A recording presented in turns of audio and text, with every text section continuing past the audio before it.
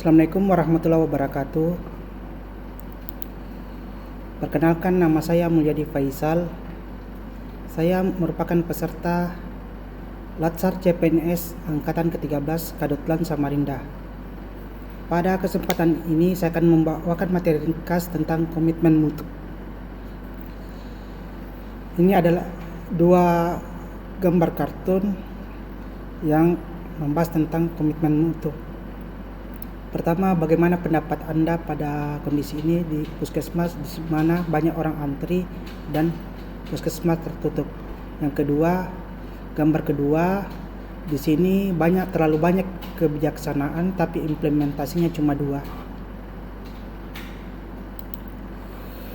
Pengertian mutu. Menurut Edward Deming, mutu adalah apapun yang menjadi kebutuhan dan keinginan konsumen. Menurut Crosby, mutu merupakan nihil cacat, kesempurnaan dan kesesuaian dengan terhadap prasyarat. Menurut Juran, mutu merupakan kesesuaian terhadap spesifikasi. Dari ketiga pendapat para ahli di atas kita dapat mengambil kesimpulan mutu merupakan nilai keunggulan produk dan jasa yang diberikan kepada pelanggan atau customer sesuai dengan kebutuhan dan keinginannya dan bahkan melampaui harapannya.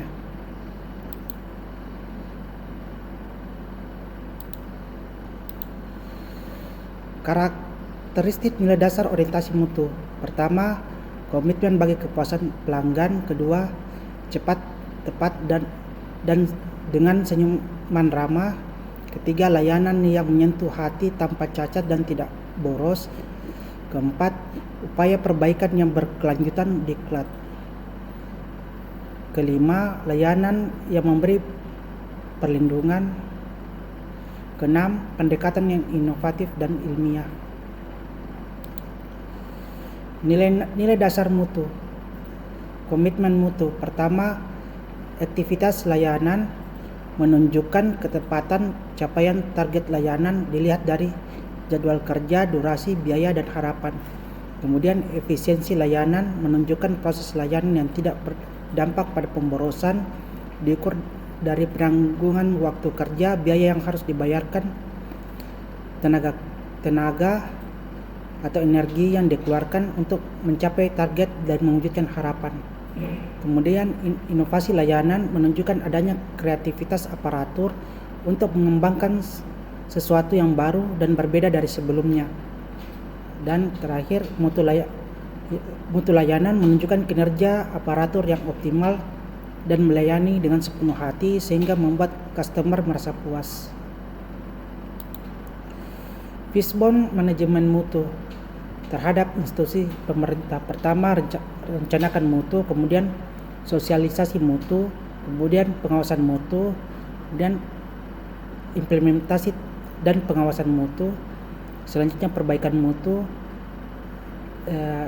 kemudian output dan outcome, hasilnya kinerja yang bermutu. Metode perbaikan mutu yaitu plan, do, check, dan act.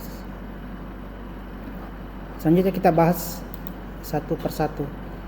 Plan atau rencana pada tahap ini dilakukan identifikasi berbagai persoalan yang dihadapi, penyebab dan solusinya. Do atau melaksanakan. Dalam tahap ini rencana aksi yang dilakukan disusun harus dijelaskan secara konsisten oleh semua orang.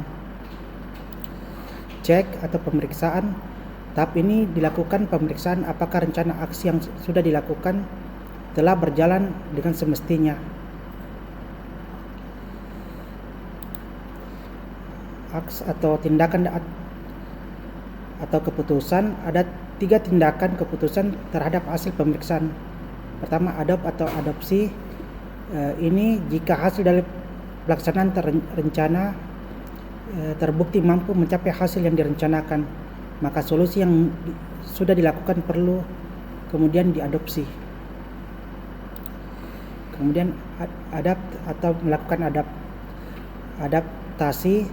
Jika hasil Jika hasil pemeriksaan menunjukkan bahwa solusi untuk memecahkan masalah kurang berjalan dengan baik, maka perlu dilakukan adaptasi dengan melakukan beberapa penyesuaian terhadap kegiatan yang sudah direncanakan.